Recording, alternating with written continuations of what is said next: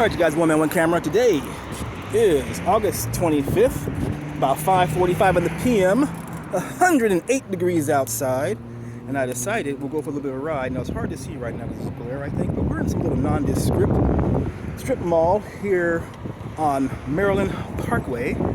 There is the Sam Ash and other things with CVS and blah, blah, blah, blah, blah. But our goal today is we're going to take a right up here and go into, go down Caron Street. Now, I have never been on that part of Caron Street before, but I took a peek on Google Maps and it seems to have some a bicycle lane. I think I saw that. So we should be good to go. All right, you guys, let's get to the crosswalk, the signal, and get the heck out of here. All right, because it is hot out here, you guys. You know, so dang it, I think I missed the light. Yeah, I did. Oh well. Press the button. Wait. As they say in bubble craps. All right, here we go. Oh, no bicycle lane. Here's bicycle lane. This is Caron, and we're heading east towards